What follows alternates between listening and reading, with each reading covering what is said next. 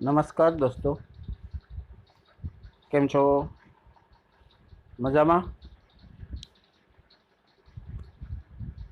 ઘણો સમય પસાર થઈ ગયો. આપણું ત્રીજું આખ્યાન ખંડ પ્રેમાનંદનું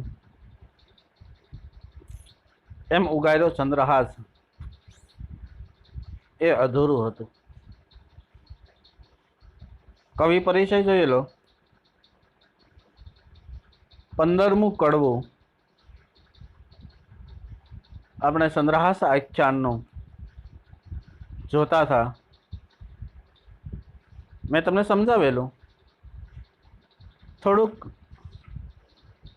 આગળનો વિડીયો જોઈ લેજો. કદાચ તમારે એનો એ વિડીયો જોવો હોય શું હતું તો તમે મારી યુટ્યુબ ચેનલ એ મુકેશ પેસ આપવાનો ગઢવી અને તેના ઉપર આ વિડીયો અવેલેબલ હશે, એ તમે જોઈ શકો છો. પરિચય જોયો તો વેશ્યા સખીઓ સાથે નીકળે છે અને સુતેલા યુવાનને જુએ છે, એ જોયું.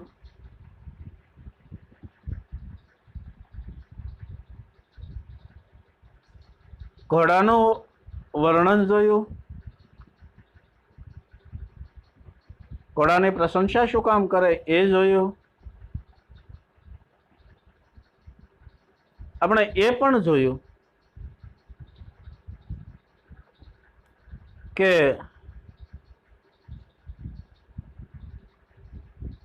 એમણે ક્યાં ક્યાં ઘરેણા પહેર્યા હતા. એ ઘરેણા પહેલા એમને શું કામ સારા લાગતા હતા અને હવે એમના આભૂષણો શું કામ એમને સારા નથી લાગતા. આપણે આગળ જોતા હતા ચંદ્રહાસનું વર્ણન. બહુ ડીપમાં જઈને એ વિડીયો મેં સમજાવેલું છે, તમે જોઈ લેજો. સવિસ્તર પ્રશ્નની અંદર મોસ્ટ આઈએમપી છે, ચંદ્રહાસનું પત્રાલેખન કરો.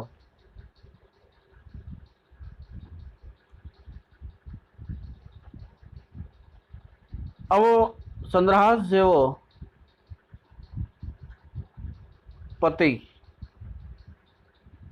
કોને મળે, કેવા નસીબદાર એ સ્ત્રી હોય એમને આવો પતિ મળે એ જોયું. પોતાને શું કામ ન મળે એ જોયું. અને જ્યાં પાછી વળે છે, આપણે જે હવે મુદ્દા ઉપર આવવાનું છે, અને જે પાછી વળે છે વિષ્યા,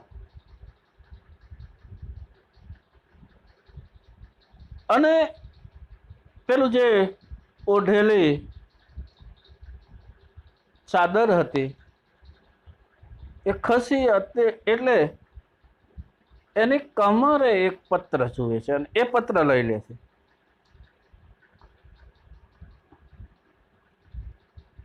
અને પત્ર જ્યાં ખોલીને વાંચે છે,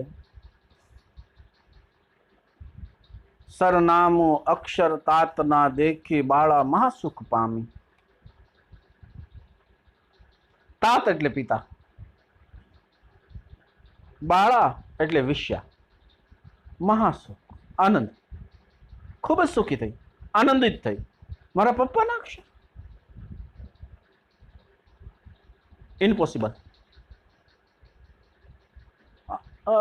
મારા માટે જ તે, આ તો મારા પપ્પાના હેન્ડ રાઇટિંગ છે.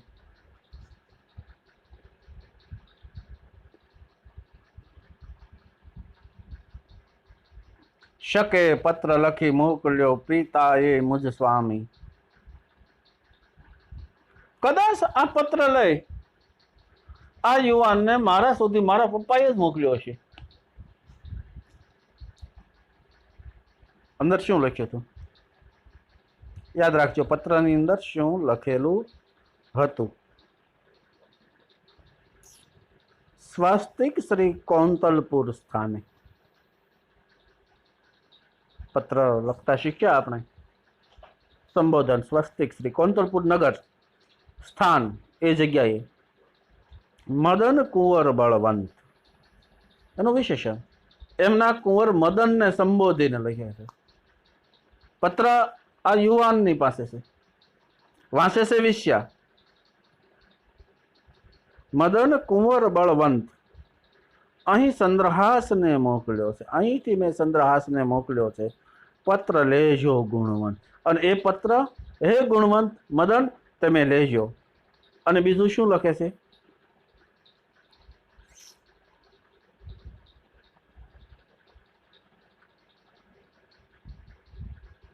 રૂપ ન જોશો, આવેલ વ્યક્તિનું રૂપ ન જોશો, રંગ ન જોશો, ન પૂછશો ઘર સૂત્ર, મુહૂર્ત ઘડી કોને ન પૂછશો. બસ અહીંયા આ 4 ટોપિક જોઈએ. પેલા આવેલ વ્યક્તિનું રૂપ નહીં જોવાનું, એક કેવો રંગ છે એના સામુ વાન નહીં જોવાનું, અને એનું ઘર સૂત્ર એનું કુળ કયું છે એ નથી, અને કોઈ મુહૂર્ત 100 ઘડિયા સારું મુહૂર્ત છે ખરાબ મુહૂર્ત એ કાંઈ નહીં. હવે આવું પૂછવાની શું કામ ના પાડે છે? પહેલી વાત.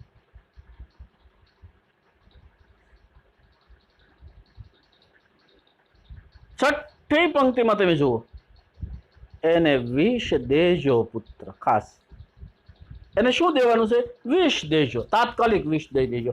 જો એના રૂપ જોશો ને તો એ વિષ નહીં દેવાય, કારણ કે એટલો સ્વરૂપવાન હતો. એનો રંગ ન જોશો, અને જો તમે એનો બાયોડેટા બીજો માગશો કે તમે ક્યાંના છો, શું નામ છે, તોય ન દેશો. વિષ એટલે છે પોઈઝન, તો એમ તમે ઝેર નહીં દઈ શકો. થોડી ઘણી મુહૂર્ત કાઢશે ને તો એના વિશે તમને જે જાણવા મળશે ને એના કારણે જે મારું કાર્ય છે એ કદાચ અટકી જશે. મુહૂર્ત ઘડી કોને ન પૂછો, કાંઈ કોઈને મુહૂર્ત કે ઘડી ન પૂછતા. વાંસી પત્રને વિશ્યા બોલી, ત્રાહે ત્રાહે ત્રિભુવનનાથ. આ પત્ર વાંચી અને વિશ્યા તરત જ બોલી, ત્રાહે ત્રાહે ત્રિભુવનનાથ. હે ભગવાન, આનું ખરાબ થશો. ત્રાસો ત્રાહે ત્રાહે ત્રિભુવનનાથ. 3 ભુવનનો નાથ એટલે ત્રિભુવન ભગવાન. વિશ્યાને સાથે વિષ લખાણ શું કાપ્યા છે? જો પોતાના પિતાના જ અક્ષર છે, અને છતાં આખો જો મિનિંગ તમે જુઓ, પ્રેમાનંદનું આખી વાક્ય રચના. વિશ્યાને સાથે વિષ લખાણ. વિશ્યા દેવાની જગ્યાએ તમે વિષ લખ્યું, ઝેર. એવો શું આણ્યો તમારો ગુનો કર્યો? એવો એનો શું વાંક છે કે આવા સુંદર, આવા પવિત્ર, આવા ઊંચા કુળના વ્યક્તિઓને તમે ઝેર દેવાનું કીધું? પત્ર લેવ તો પાછો જાય, પરિણાવીને સોરી શું કાપ્યા જોઈએ? હા, શું એના કપાવા જોઈએ ને હાથ? જો પોતાના પિતા વિશે એ આવું વિચારવા માંડે, ક્યારે વિચારે? એક દીકરી પિતા વિશે ખરાબ ન વિચારે, પણ રસ્તો ખરાબ હતો એટલા માટે એના હાથ કપાવવા જોઈએ. અને મનમાં વિચારે છે, શું વિચારે છે? પત્ર લઈ લઉં અને હું જાઉં તો એ પાછો વળી જાય, નગરમાં ન આવે, અને પરિણામીને હજુ પાછો વયો જાય, વિઘ્ન થાય, અને ફરી વખત મારા પપ્પા અને બીજા કોઈ ષડયંત્ર કરે એને ફસાવી દેશે. પરિણામ વિના વિઘ્ન થાય. અક્ષર એક વધારું એ માહે. એક અક્ષર જો વધારી દઉં એની અંદર વિષ્ણુ કરું વિષયાય, અને વિષ્ણુ જો હું વિષયાય કરી દઉં તો જુઓ તમે આ પંક્તિ તમે લખી લો. રૂપ ન જોશો રંગ ન જોશો, ન પૂછ્યો ઘર સૂત, મુહૂર્ત ઘડી કોને ન પૂછ્યો. વિષની જગ્યાએ વિષ્યા. કેવી વાક્ય રચના! આ મહાન કવિ એટલા માટે કહેવાય. આજકાલના કવિઓની વાત નથી હો. બેઠા હોય એર કન્ડિશનમાં લખતા હોય ઉનાળાની બપોર વિશે, અને પાછી કવિતા એની એવી, ઝાડ મેકે એની મેતે મેતે તો તું મેકાય. આ કેટલો ગહન કવિતા, ગહન આખ્યાન ખંડ. અને એને વિષય કેમ કર્યું? એક નેત્રનું કાજળ કાઢ્યું. એક આંખમાંથી જે કાજળ ઘસ્યું હતું એ કાઢ્યું, બીજા નેત્રનું નહીં. આંખની અંદર આંસુ આવ્યા હતા, કાજળ ને આંસુ ભેગા કર્યા. તરણા વડે તારુણીએ ધરી હૃદયમાં મધ્યથી. તરણાથી એક પાંદડું, તરણું એટલે પાંદડું, તરણું એટલે પાંદડાથી, તારુણી એટલે એ યુવતીએ ધરી હૃદયા મધ્ય ધીર, હૃદયની અંદર ધીરજ રાખીને એક પાંદડાથી, એક આંખનું કાજળ અને એક આંખમાં આંસુ આવ્યા હતા એનું નીર. નારદ કહે સાંભળ રે અર્જુન. કોણ કેને કહેશે આખ્યાન ખંડ? નારદ ભગવાન કોને કહેશે? અર્જુનને. કરતા હરતા અવિનાશ, અવિનાશ જે મારવા વાળો કરતા હરતા અને જીવાડવા વાળો બંને અવિનાશ ઈશ્વર જ છે. મેં તમને સ્ટાર્ટિંગમાં ઉદાહરણ દીધું હતું. અને બચાવવા છે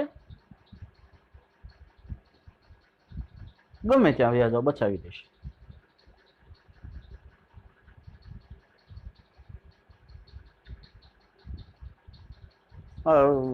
ખરેખર ગઈકાલે એક મેં વાંચતો હતો લઘુ કથા જેવું હતું. એક ભાઈ ફોર વ્હીલ જતા હતા અને એને ફોર વ્હીલ માં બેઠા હતા પાછળ, અને એને યમ રાજા બતાણા. એને અમે ખડખડ ખડખડ હસતા હતા. ઘરે આવ્યો ને મને યમ બતાણા, મારું મોત નક્કી છે, હવે શું કરવું, હું મરી જવાનો 2 દિવસમાં. હસતા હતા. ઘરના એ નિર્ણય કર્યો હવે શું કરવું. જ્યોતિષને બતાવવા જાય. જ્યોતિષ કે આનો 2 દિવસમાં મૃત્યુ છે. તો શું કરવું? તો કાંઈ નહીં, હિમાલય વયા જાઓ. બાય પ્લેનની અંદર બહુ સુખી હિમાલય ગયો. અને ત્યાં પાછા યમરાજા બતાવે કેમ હસો છો? કાલે હસતા હતા આજે પાછા? તો હું કાલે એટલા માટે હસતો હતો, ક્યાં તું ભાવનગરમાં અને ક્યાં તારું મોત હિમાલયમાં, તો કેવી રીતે પહોંચીશ? કાલ તો તારું મોત હતું, તો આજ હિમાલયમાં પહોંચી ગયો. જો કરતા હરતા વિનાશ. વિષ ફેડી વિષ્યા કરી એમ ઉગાર્યો ચંદ્રાસ. વિષનું વિષ ફેડી, વિષની જગ્યાએ વિષ્યા કર્યું એમ ઉગાર્યો, એમ ચંદ્રહાસને ઉગાડી દીધો. પેલી જે મેં તમને 4 લાઈન આપી હતી અંડરલાઈન વાળી, જોજો. પત્ર બાંધ્યું ફરી પ્રેમ દાય. હવે તો એના પ્રેમમાં છે, અને પત્ર ફરી વખત હતો ત્યાં મૂકી દીધો, બાંધી દીધો. જળ ભરંતી તેને, પાછી આંખમાં આંસુ આવ્યા. બેનો છે, ગમે તેટલા વાદળા હોય, વરસાદ આવે કે ન આવે, પણ એની આંખમાં વરસાદ આવે આવે આવે અને આવે. બે આંસુ આવે, સુખનાય આવે અને દુઃખનાય. પેલા નયનમાં જે નીર હતા એ દુઃખના હતા, અને હવે જે નયનમાં નીર છે, હવે જે આંખમાં આંસુ છે, એ હર્ષના. દુઆ કરું તમારા આંખમાં હંમેશા હર્ષના આંસુ છે. ભાઈઓ હોય કે બહેનો હોય, અથવા ભાઈઓ કહેશે કે અમને ન કીધું. ઉઠી અબળા ચાલે ત્યાંથી મુખે કહેતી વેણ.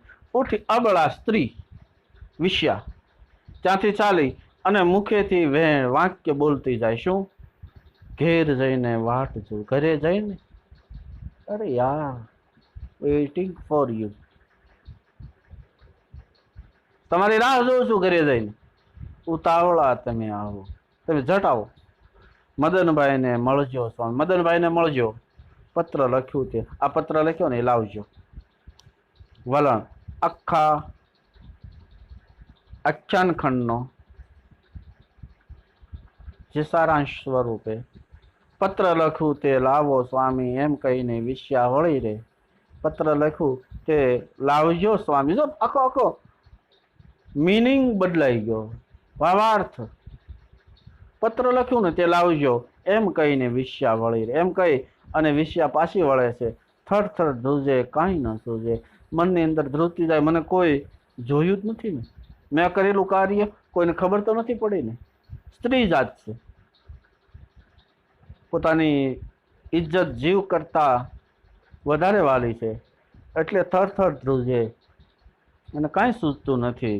સખીઓ જ્યાં સામી મળી રહે, અને જાય છે ત્યાં એની સખીઓ સામી મળી છે. શેમાંથી લેવામાં આવ્યો છે?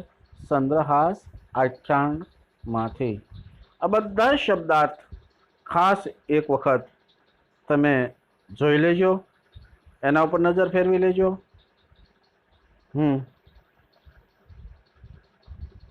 સંદ્રહાસના ઘોડાનું ને સંદ્રહાસનો પાત્રાલેખન, આ બંને પ્રશ્નો તો ખાસ.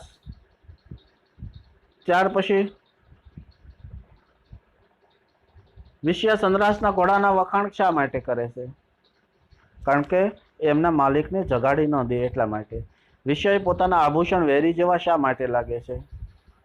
કારણ કે પહેલા જે આભૂષણ પહેરતી એ સુંદર લાગતો, એનો અવાજ આવતો, પણ અત્યારે એ આભૂષણનો અવાજ આવે અને સૂતેલો યુવાન એટલે સંદ્રહાસ જાગી જાય, અને જાગી જાય તો પોતાના વિશે શું વિચારે એટલા માટે.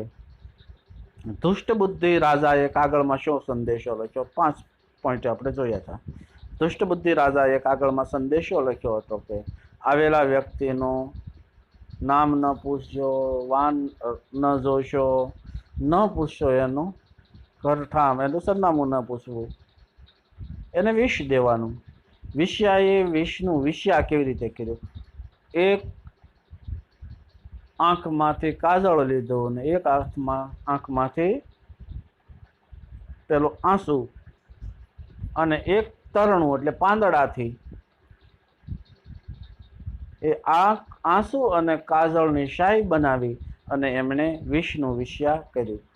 આ બાકીના પ્રશ્નો તમારે કમ્પ્લીટલી લખવાના છે, બરાબર? છતાંય ન સમજાય તો મને તમે પ્રશ્ન પૂછી શકો છો. હવે આપણું અધૂરું કાવ્ય, જે મને યુટ્યુબ ઉપર અમુકે પ્રશ્ન પૂછેલા કે સાહેબ પહેલું કાવ્ય અધૂરું છે, એ પૂરું કરી દેશો. તો આપણે પહેલું કાવ્ય જે આપણું અધૂરું છે, વળતો નાવિક બોલ્યો, એ પૂરું કરી દઈએ આજે, એટલે તમારો પ્રશ્ન સોલ્વ થઈ જાય.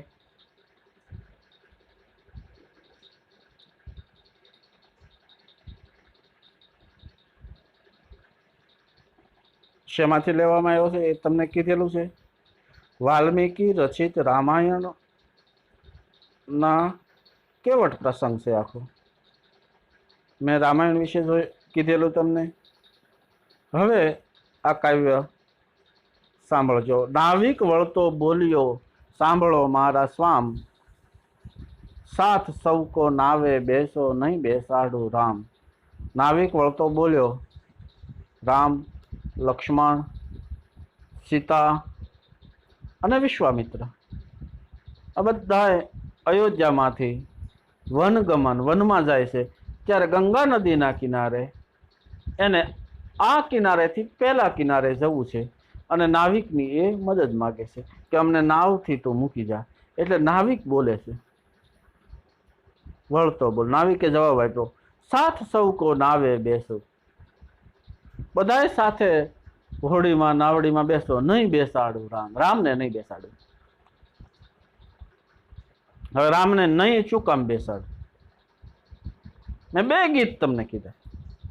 ભાવનગરના કવિ પદ્મશ્રી દુલાભાયા કાગનું ગીત, પગ મને ધોવા દ્યો રઘુરાય, પ્રભુ મને શક પડ્યો મન માય. રામને શું કામ નહીં બેસાડું?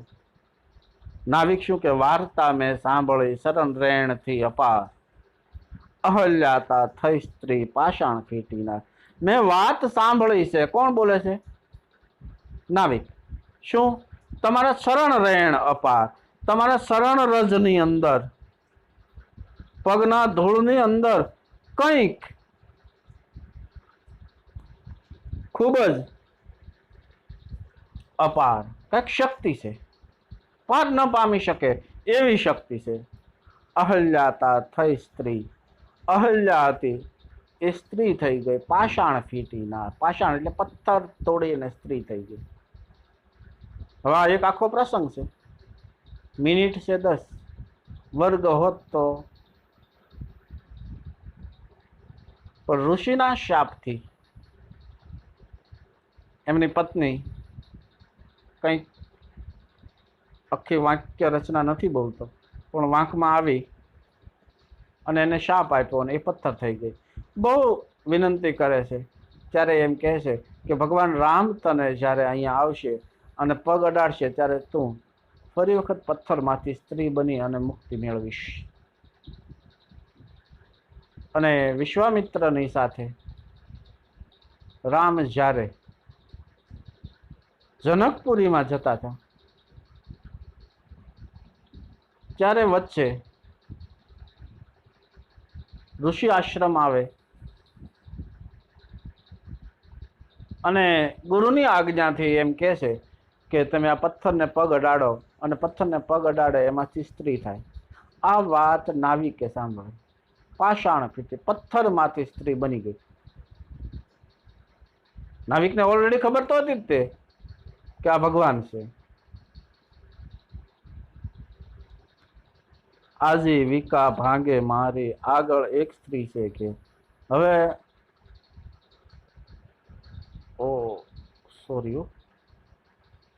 આજીવિકા મારી એ છે, જુઓ મન વિવેક, સ્ત્રી થાતા વાર ન લાગે, કાષ્ટ પાષાણ એક. મારી આજીવિકા ભાંગી જાય. આજીવિકા એટલે પોતે જે રળે છે, પોતાનું ભરણ પોષણ જે થાય છે એ તૂટી જાય. આ નાવડી હોડી જો સ્ત્રી થઈ જાય તો તમે મન અને વિવેકથી જુઓ, સ્ત્રી થતા વાર ન લાગે. કારણ કે કાષ્ટ પાષાણ એક. કાષ્ટ એટલે લાકડું, પાષાણ એટલે પથ્થર. બે એક જેવું છે, બે જડ છે, ચેતન નથી. અને સ્ત્રી થઈ જાય તો આજીવિકા ભાંગે માંગે. મારી આજીવિકા, મારી રોજી રોટી ભાંગી જાય. ઓલરેડી આગે એક સ્ત્રી છે ઘરે. એક સ્ત્રી તો ઘરે છે જ તે, અને એમાં હોડીમાં પગ મૂકો ને સ્ત્રી થઈ ગઈ તો આ બે ભેગી થાય, ઢીબી નાખે. એક એવા વડકા નાખે ને ઢીબી નાખે તો બે ભેગ્યું થાય. ઓહો, ભણાવતા ભણાવતા ધ્રુજી જવાય. બે મળીને શું જમે? પોતાનો બીજો મત, બે મળીને શું ખાય? કારણ કે રોજી રોટી તો છીનવાઈ જાય. હું છે કરું તાપેર, હું કઈ રીતે બેયની કાળજી લઉં, હું કઈ રીતે બેયને રાખી શકું? હસીને વિશ્વામિત્ર બોલ્યા, શરણ રહેણે સ્ત્રી થાય. હસીને વિશ્વામિત્ર બોલે છે, સ્ત્રી જો શરણ રસથી સ્ત્રી થતી હોય તે માટે ગંગા જળ લઈ પખાળો હરિપાય. ગુરુએ છેલ્લો ઉપાય બતાવ્યો, એટલે ગુરુ જ ઉપાય બતાવે, ગુરુ જ ઉપાય બતાવે.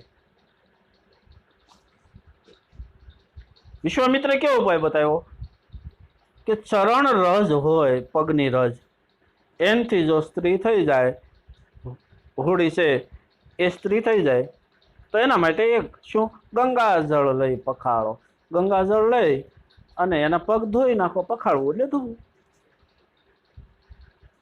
હરિપાય, ઈશ્વરના પગ ધોઈ નાખો.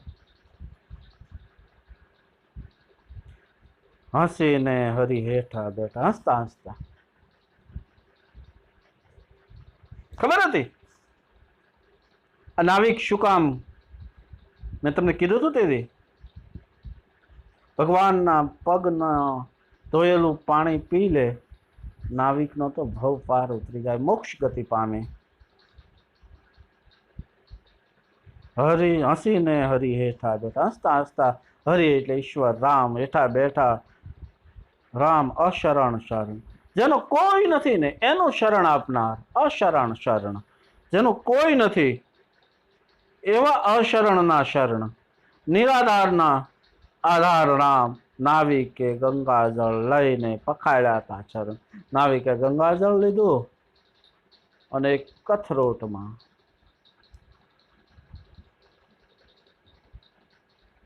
ભગવાનના પખાડ્યા હતા, પગ ધોયા. શેમાંથી લેવામાં આવ્યું?